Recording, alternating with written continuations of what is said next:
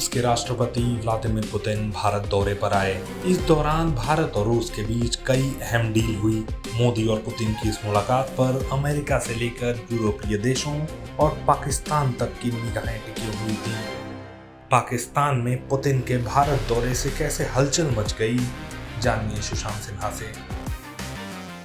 दुनिया की उथल पुथल के बीच पुतिन का भारत आना और पुतिन का न्यू वर्ल्ड ऑर्डर का जिक्र करना एक बड़ा मैसेज है। पुतिन ने एक तरह से यह संदेश दे दिया है कि अब दुनिया बदल रही है, न्यू वर्ल्ड ऑर्डर भारत और रूस लीड करने जा रहे हैं। पुतिन ने न्यू वर्ल्ड ऑर्डर की बात इसलिए भी की क्योंकि मोदी और पुतिन की जोड़ी वो जोड़ी है जो ना यूरोप का लोड ले रही है, ना अमेरिका का लोड ले रही है। आप देखिए, रूस से तेल खरीदने को लेकर डोनाल्ड ट्रंप ने भाई साहब बवाल ही काट दिया था। भारत पर 50% टैरिफ तक लगा दिया। लेकिन आज पीएम मोदी और पुतिन ने जब ज्वाइंट प्रेस कॉन्फ्रेंस की तो वहां भी पुतिन ने कच्चे तेल को लेकर बड़ी बात कह दी। राष्ट्रपति पुतिन ने कहा कि रूस ऑयल, गैस और कोयले के मामले में एक भरोसेमंद सप्लायर है। हम सबसे तेजी से बढ़ती भारतीय अर्थव्यवस्था को फ्यूल की सप्लाई बिना रुकावट के जारी रखने के लिए तैयार है। यानी वहां भाई उनको पता है कि ट्रंप सुन रहे हैं, दुनिया सुन रही है, यूरोप सुन रहा है, जो चाहते थे कि भाई पुतिन यहां ना आए। लेकिन जो ट्रंप कह रहे थे कि तेल ना खरीदो, यहां भारत की धरती पर खड़े होकर ऐलान हो रहा है कि तेल खरीदेंगे, तेल देंगे, जाओ जो करना कर लो। राष्ट्रपति पुतिन ने यह भरोसा तब दिया है जब अमेरिका ने रूस की ऑयल कंपनियों पर प्रतिबंध लगा दिया है। लेकिन राष्ट्रपति पुतिन ने भी बता दिया कि कोई टैरिफ, कोई प्रतिबंध इस दोस्ती के आड़े नहीं आ सकता। इधर पुतिन ने अमेरिका को सख्त मैसेज दे दिया, उधर पीएम मोदी ने भी भारत रूस की दोस्ती पर ऐतराज जताने वालों को बता दिया कि चुनौती और संकट भले ही आ जाएं, लेकिन भारत और रूस की दोस्ती ध्रुव तारे की तरह बनी रहेगी। अमेरिका और यूरोप इसी बात से चिढ़ते हैं कि यूक्रेन युद्ध की वजह से भारत को रूस से दूरी बना लेनी चाहिए, उससे डील नहीं करनी चाहिए थी। लेकिन पीएम मोदी ने डंके की चोट पर कह दिया कि यह दोस्ती तो ऐसे ही चलेगी। सुनिए जरा। पिछले 8 दशकों में विश्व में अनेक उतार चढ़ाव आए हैं।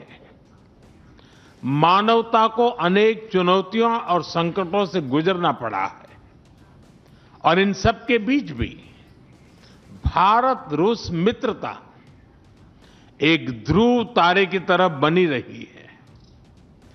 परस्पर सम्मान और गहरे विश्वास पर टिके ये संबंध समय की हर कसौटी पर हमेशा खरे उतरे हैं।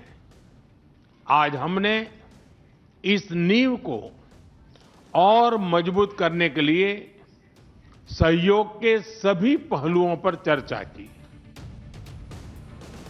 पीएम मोदी का यह मैसेज अमेरिका और उन पश्चिमी देशों के लिए है जो पुतिन को वॉर क्रिमिनल बताकर भारत पर प्रेशर डालते हैं। वो ये नहीं बताते कि पुतिन ने क्या कहा था। पुतिन को अगर आप थोड़ा और पीछे चले जाइए, रूस यूक्रेन युद्ध शुरू होने के पहले पुतिन ने क्या कहा था यूक्रेन से? इतना ही कहा था ना कि तुम नेटो में मत जाओ। भाई आप किसी से कह रहे हैं कि हम और तुम्हारे करीब आते जाएंगे और तुम्हारे करीब आते जाएंगे, वहां हम हथियार खड़ा कर देंगे, ये कर देंगे, वो कर देंगे, और दूसरे से उम्मीद करेंगे वो बैठा रहेगा चुपचाप, और उसके बाद उसको वॉर क्रिमिनल बताइएगा। इस दौरे पर भारत और रूस की पक्की दोस्ती के साथ साथ पीएम मोदी और पुतिन की पर्सनल केमिस्ट्री भी दिखी।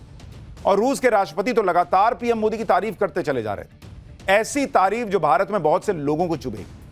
पुतिन ने पीएम मोदी की तारीफ करते हुए कहा कि भारत खुशकिस्मत है कि उसके पास मोदी है। ये पुतिन कह रहे हैं भाई कि भारत की खुशनसीबी है, भारत के लोगों की खुशनसीबी है कि उनको मोदी जैसा नेता मिला हुआ है, क्योंकि मोदी किसी के दबाव में नहीं आते। पुतिन ने भारत को ग्रेट पावर बताया और कहा कि भारत की तरक्की कई देशों को चुभ रही है, भारत अपनी इंडिपेंडेंट पॉलिसी पर चलता है। देखिए, चाइना जो है ना, वो आज की डेट में अमेरिका और चाइना दो बहुत बड़ी इकोनॉमी है। अगर चाइना रूस के साथ जो है वो दोस्ती करता है तो एक बार के लिए आप समझ सकते हैं कि भाई इतनी बड़ी इकोनॉमी है, वो लड़ रहा है अमेरिका से। भारत जो है वो विकासशील राष्ट्र है, और ऐसे में जब दुनिया ट्रंप के सामने सरेंडर कर रही है, यूरोपीय देशों के सामने झुक रही है, नरेंद्र मोदी का स्टैंड लेना कि नहीं छोड़ेंगे भाई दोस्ती, ये उन्हें दुनिया में सबसे मजबूत सोच वाले लीडर्स में से टॉप पर खड़ा करता और भारत को ये सोच दिखाता कि भारत कैसे मजबूती से खड़ा है।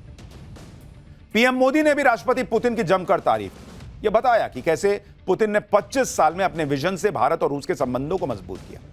इशारों इशारों में पीएम मोदी ने ट्रंप को लपेट भी दिया कि मजबूत संबंध कैसे बनाए जाते हैं, यह भारत और रूस से सीखना चाहिए। सुनिए पीएम मोदी ने क्या कहा। ये आपकी यात्रा बहुत ही ऐतिहासिक है। 2001 में जब आपने कार्यभार संभाला और भारत की आपकी यात्रा पहली हुई, उसको आज 25 साल हो गए और उस पहली यात्रा में ही स्ट्रेटेजिक पार्टनरशिप की एक मजबूत नींव रखी गई थी। मेरे लिए पर्सनली भी खुशी की बात है कि आपके साथ मेरे परिचय को और संबंधों को उसको भी 25 साल हो गए हैं। एक्सेलेंसी, मैं मानता हूं कि ये जो 2001 में आपने जो भूमिका अदा की, एक विजनरी लीडर कैसे सोचता है, कहां से शुरू करता है और संबंधों को कहां तक पहुंचा सकता है, इसका एक उत्तम उदाहरण भारत रशिया के संबंध है। यह भारत और रूस की पक्की दोस्ती ही है जो ट्रंप के 50% टैरिफ पर भारी पड़ रही है। पुतिन तो भारत पर टैरिफ को लेकर अमेरिका से भिड़ भी गए भाई। अमेरिका के डबल स्टैंडर्ड को एक्सपोज करते हुए पुतिन ने कहा था कि एक तरफ अमेरिका हमसे यूरेनियम खरीदता है, दूसरी तरफ भारत को तेल खरीदने से रोकता है।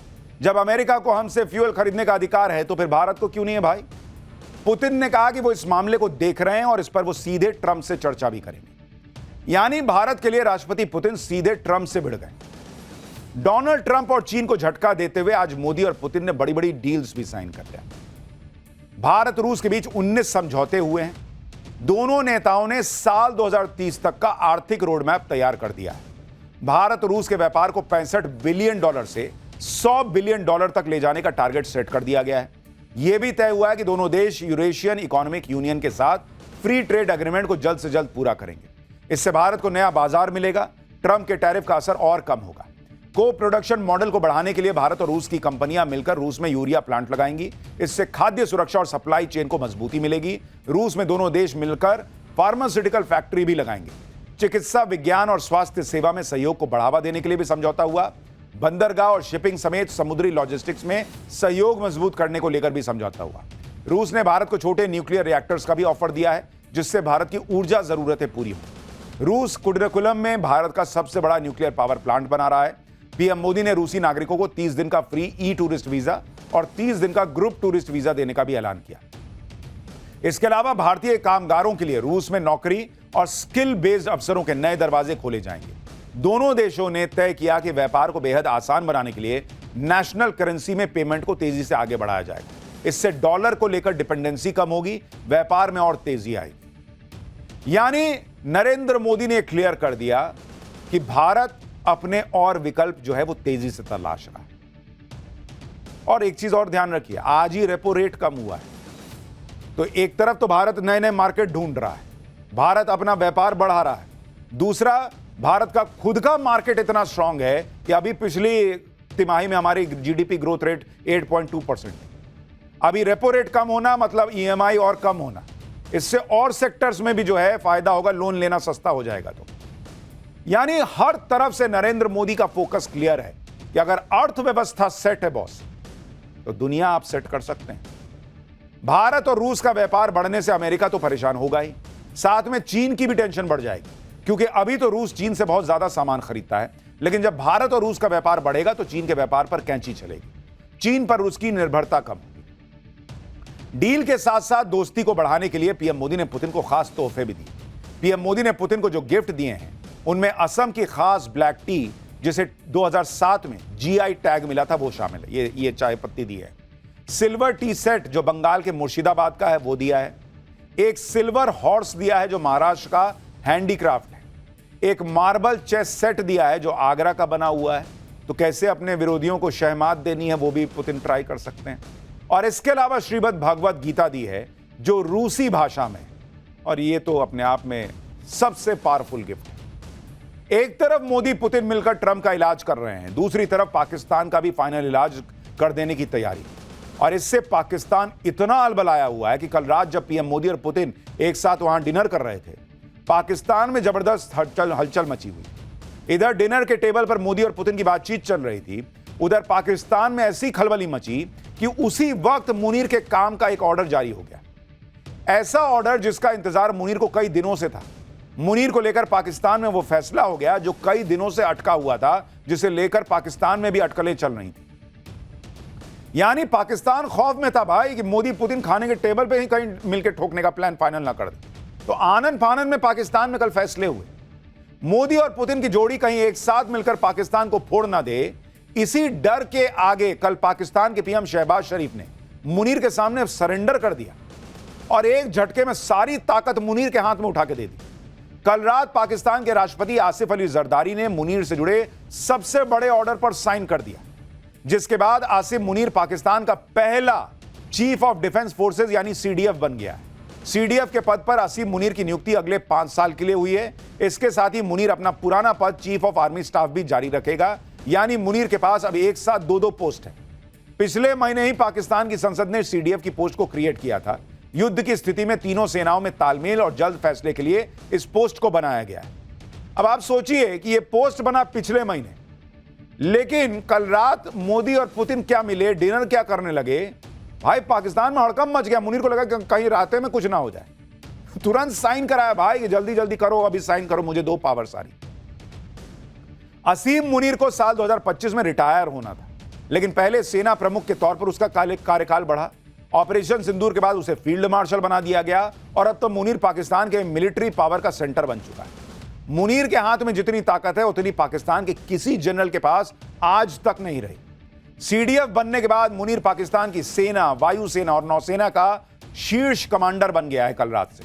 सीडीएफ की पोस्ट बनाने के लिए जो संशोधन किया गया उसमें यह भी प्रावधान है कि जिंदगी भर मुनीर पर कोई कोर्ट केस नहीं चल सकता।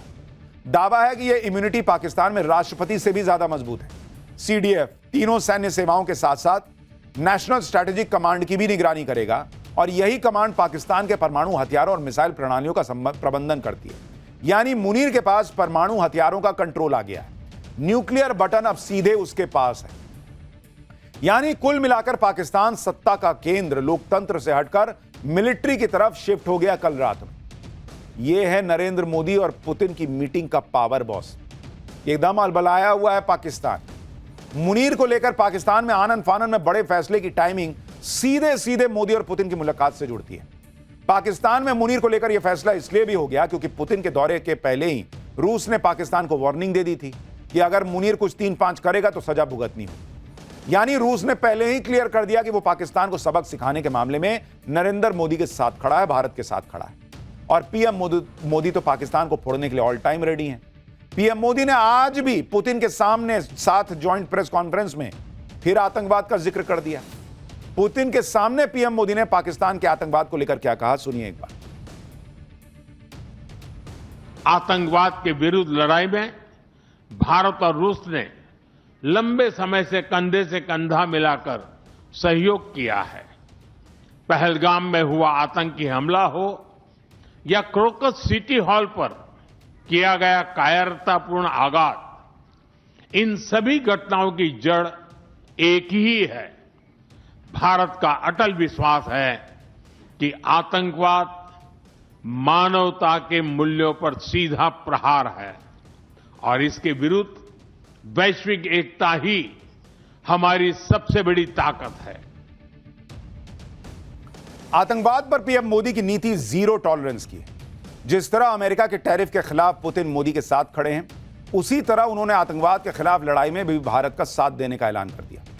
राष्ट्रपति पुतिन ने कहा कि आतंकवाद के खिलाफ लड़ाई में रूस पूरी तरह भारत के साथ है। भारत के साथ अब वो व्यवहार नहीं किया जा सकता जो दशकों पहले किया जाता था। इसीलिए मुनीर अलबलाया हुआ है भाई। भारत को लेकर पुतिन के इसी रुख से पाकिस्तान में हड़कंप मचा है। पाकिस्तान में लोग कह रहे हैं कि भारत और रूस मिलकर जो चाहे अब वो कर सकते हैं। मोदी और पुतिन की जोड़ी पाकिस्तान को मिलकर फोड़ दे, इसका न्योता खुद पाकिस्तान दे रहा है। वहां मुनीर के शहर पर आतंकी रैली कर रहे हैं। जैश के आतंकी वहां रैली कर धर्म के नाम पर भड़काने में लगे। वहां पाकिस्तान में फिर जिहाद करने के लिए भड़काया जा रहा है। मुनीर को सीडीएफ बनाने के बाद शहबाज शरीफ की मुश्किलें हालांकि कम होने के बजाय बढ़ती जा रही हैं। एक तरफ उनके ही देश में विरोध हो रहा है तो अब अमेरिका में भी मुनीर के विरोध में आवाज उठने लगी है। अमेरिका के 40 से ज्यादा सांसदों ने पाकिस्तान में जनता पर किए जा रहे अत्याचारों के खिलाफ आवाज उठाई। इन सांसदों ने अमेरिकी विदेश मंत्री मार्को रूबियो को एक चिट्ठी लिखी है और इस चिट्ठी में कहा गया है कि असीम मुनीर के नियंत्रण वाली पाकिस्तानी सरकार खुलकर दमनकारी नीतियां अपना रही है। सैन्य शासन को चुनौती देने वाली हर आवाज खत्म की जा रही है, जिसमें कुछ आला अधिकारी भी शामिल हैं। बलूचिस्तान में पाकिस्तानी सेना का जुल्म बढ़ गया है।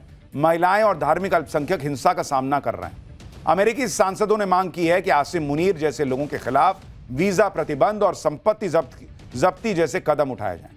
अमेरिकी सांसद कह रहे हैं कि पाकिस्तान के प्रधानमंत्री और आर्मी चीफ मुनीर की अमेरिका में एंट्री बंद कर दो। यानी पाकिस्तान चौतरफा घिरा हुआ है और अब मोदी और पुतिन के बीच जो डील्स हुई हैं, बॉस खेला तो हो गए। देश और दुनिया की तमाम खबरों के लिए देखते रहिए टाइम्स नाउ नव भारत।